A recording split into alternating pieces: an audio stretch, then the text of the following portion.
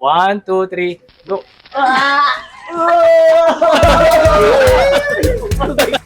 Mahal kong Mark Andrew.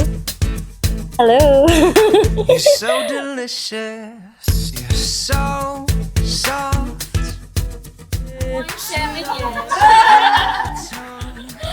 Dahil long distance relationship nga, tawag lang talaga. Tawag, chat. Minsan naabot kami ng mga alas 3 ng madaling araw sa tawagan.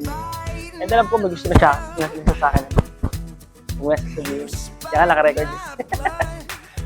Amang parang hindi po marunong mag-post po. Yung tawa lang yung ambag. Di ba ako marunong mag-ganyan-ganyan? Namamulsa pa. Control myself. Make me a liar. Yeah. One big disaster. You make my heart beat. Ang panalangin ko sa Panginoon noon ay, Lord, kung bibigyan mo naman ng kalmakasama sa habang buhay, ay yung maging katawan ko sa gawain ng Panginoon.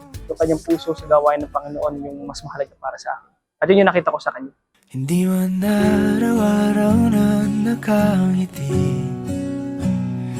Ilang beses na rin tayong humihingi. We are gathered here today in the presence of this witness to join Mark and Ruth in holy matrimony, which is commended to be honorable among all men, and therefore it is not by any to be entered into lightly, but reverently.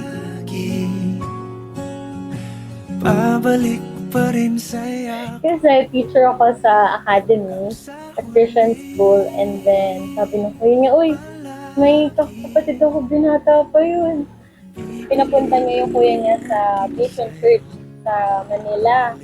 Tapos, nag-meet kami. And then after doon, nagtawagan, and then naging malimit. Hanggang sa doon, nabuo yung feelings namin para sa isa. Then, nag-grow yung relationship namin dahil same heart kami sa ministry. Palagi. Hindi man Napakaalaga. Sobra. At napaka mapagmahal.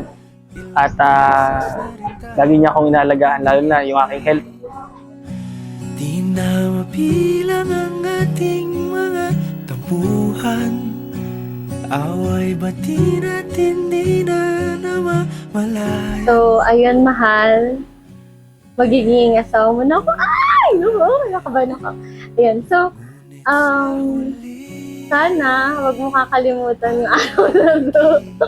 Kasi ito yung araw na binuhos ng Panginoon yung biyaya niya sa atin, sa mga nagmamahal sa atin. And kung saan man tayo dalhin ng Panginoon sa ministry, sana patuloy tayong maging masaya, patuloy tayong maging responsible. Sana marami tayong mga taong mas makilala pa, at mas mahalin natin. Kasi yun yung talent natin, pagmahal ng mga tao, tsaka tumulong sa mga tao.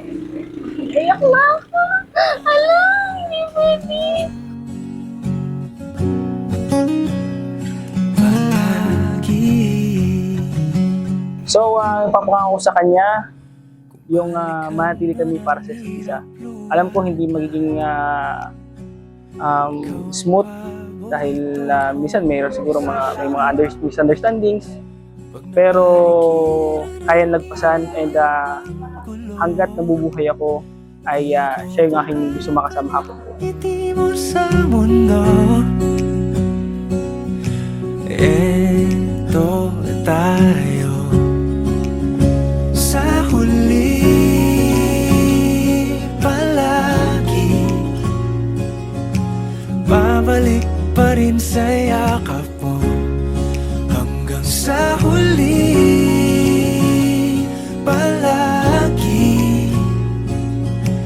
Pipiliin kong maging sa'yo, ulit-ulitin man, nais kong malaman. Mahal, salamat dahil